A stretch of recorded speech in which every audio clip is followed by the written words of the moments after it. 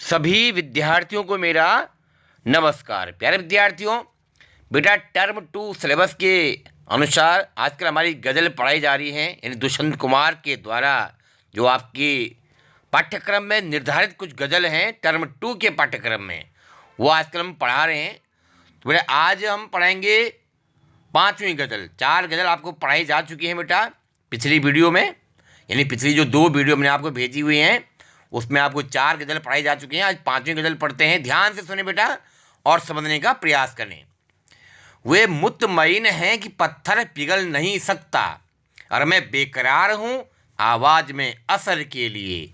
बेटा मुतमईन माने होते हैं आश्वस्त, आशावान।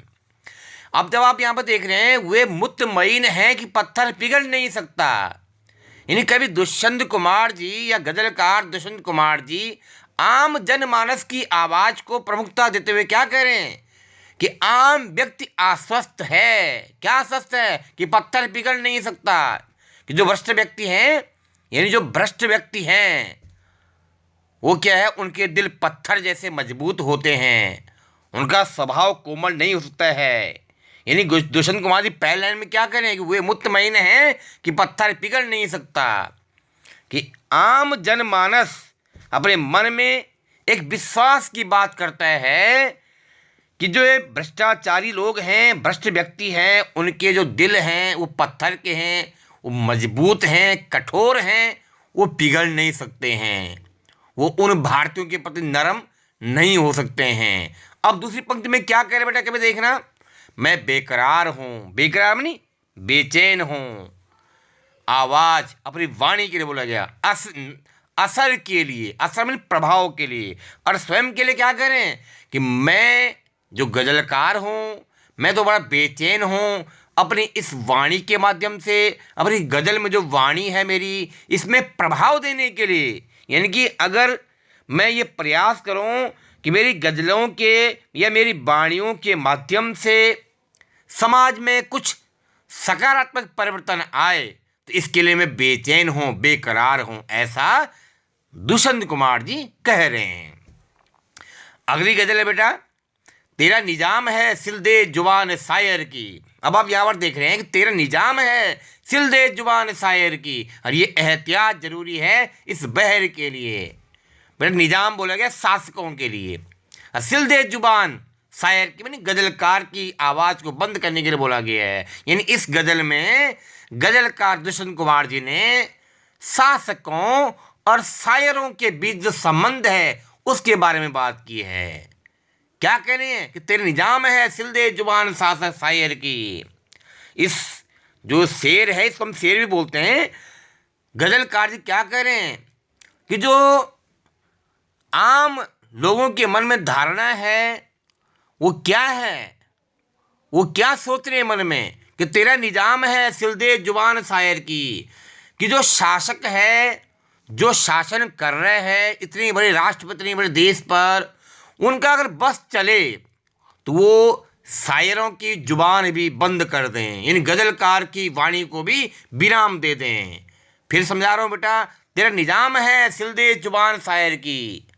आम जनमानस की बात को रख रहे हैं दुष्यंत कुमार जी। क्या कह रहे हैं वो, तेरा निजाम, हे शासकों, तुम्हारा इस समय शासन चल रहे हैं और तुम अपने शासन में विराजमान हो, तुम्हारा अगर बस चले तो तुम तो सिल दे जुबान शायर की, हम जैसे गजलकारों की, हम जैसे शेरों की गजलों की जो वाणी है उनकी जुबान भी तुम बंद कर। अर्थात कहने का तात्पर्य ये है कि हे शासकों, तुम्हारा वश चले तो तुम हम गजलकारों की जो शेर व शायरी है, जो गजल कहने का हमारा तरीका है, उस पर भी प्रतिबंध लगा दें, नियंत्रण लगा दें। और आगे कवि क्या कह रहे हैं, ये एहतियात जरूरी है इस बहर के लिए, लेकिन इस जो ये सावधानी है, मैं अपनी गज़लों के माध्यम से जो गज़ल को बनाए रखने के लिए एक बंधन की सावधानी जरूरी है। और बहर बोलते छंद के लिए बेटा, इस बहर के लिए बनी इस वाणी रूपी छंद को बनाए रखने के लिए तो हम गज़लकारों को बड़ी एहतियात बनी, बड़ी सावधानी बरतने की आवश्यकता है।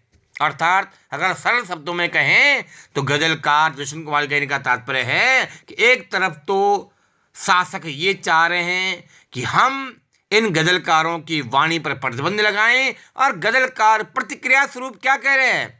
गजलकार कह रहे हैं दुष्यंत कुमार जी कि मैं तो यह आवश्यक समझता हूं कि हम जो अपनी गजलें हैं, शेर व शायरी हैं, इस छंद को बरकरार रखने के लिए हमें सावधानी पूर्वक सोचना चाहिए, विचारना चाहिए, अपनी वाणी को प्रमुखता देनी चाहिए। अर्थात सरल शब्द में कहें तो हमें अपने गजलों के छंद को बनाए रखने के लिए बड़ी सावधानी पूर्वक चलना पड़ता है, यानी जनता की आवाज़ को सुनना पड़ता है, अपनी गजलों का निर्माण करने के लिए निरंतर प्रयासरत रहना पड़ता है, ऐसा दुष्यंत कुमार जी कह रहे हैं।